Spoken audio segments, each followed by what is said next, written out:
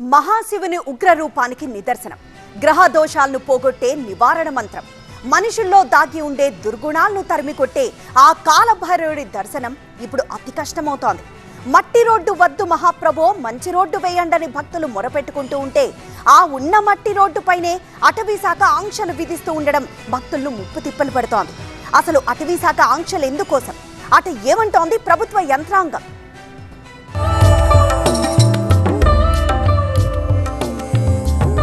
పరమశివుడి అంశతో అవతరించి నవగ్రహాల్ని అనుచరులుగా చేసుకున్న కాలభైరవుడి ప్రసిద్ధ పుణ్యక్షేత్రం ఇది. నవగ్రహాల్లో ఏ గ్రహం నుంచి ఇబ్బందులొచ్చినా ఈ భైరవుడి దర్శనం జరగాల్సిందే. అంతేకాదు కాలసర్ప దోషం నివారణకు ఈయన చల్లని చూపు పడాల్సిందే.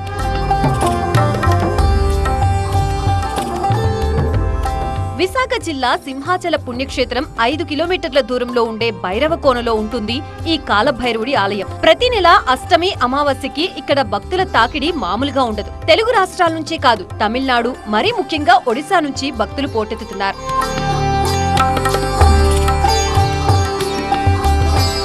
అటవీ ప్రాంతంలో ఉండే ఈ ఆలయానికి రావాలంటే మట్టి మార్గం ఒక్కటే దిక్కు. అయితే ఇదివరకు వాహనాలు సరాసరి గుడి దగ్గరకు వెళ్లేవి. దీంతో మట్టి రోడ్డు ఉన్నప్పటికీ ఎలాంటి ఇబ్బందులు ఉండేవి కాదు. అయితే ఇటీవలే ఈ గుడి ఉన్న ప్రాంతంపై అటవీశాఖ అధికారులు ఆంక్షలు విధించడం భక్తుల కోపానికి కారణమవుతోంది. వాహనాలు వెళ్లకుండా ఎక్కడికక్కడ బ్యారికేడ్లు పెట్టడం, కేవలం కాలినడకన మాత్రమే వెళ్లాలని రూల్స్ పెట్టడం భక్తుల్ని ఇబ్బంది పెడుతోంది.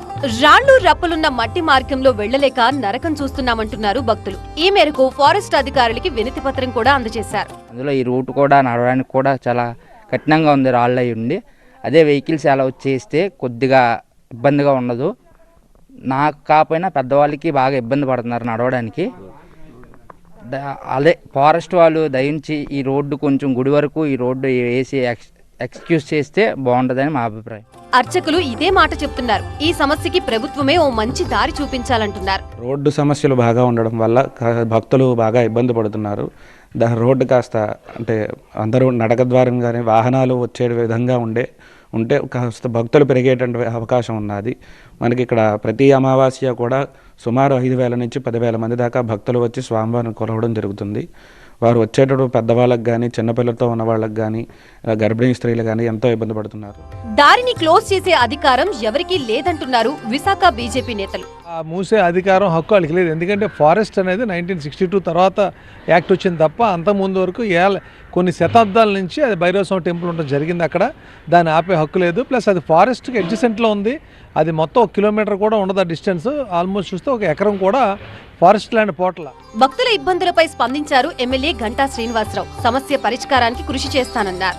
పబ్లిక్ పర్పస్ కోసం అది కూడా పర్మనెంట్గా డెవలప్మెంట్ ఏం కాదు, ఒక రోడ్డు మార్గాన్ని బాగు చేయాల్సిన నెసిటీ ఉంది. దీన్ని తప్పకుండా నేను ఫారెస్ట్ డిపార్ట్మెంట్తో మాట్లాడి, జిల్లా కలెక్టర్ గారితో కూడా మాట్లాడి, ఎండోమెంట్ డిపార్ట్మెంట్తో మాట్లాడి తప్పకుండా ఆ రహదారి మాత్రం ఖచ్చితంగా చేసి భక్తులకి ఆ ఫెసిలిటీ క్రియేట్ చేసేదానికి చర్యలు తీసుకుంటాం. మొత్తం అటవీ ప్రాంతంలో ఆలయం ఉన్నప్పటికీ ప్రభుత్వం స్పందించి రోడ్డు మార్గం కల్పించాలన్న అవసరం ఎంతైనా ఉందన్న వాదన బలంగా వినిపిస్తోంది.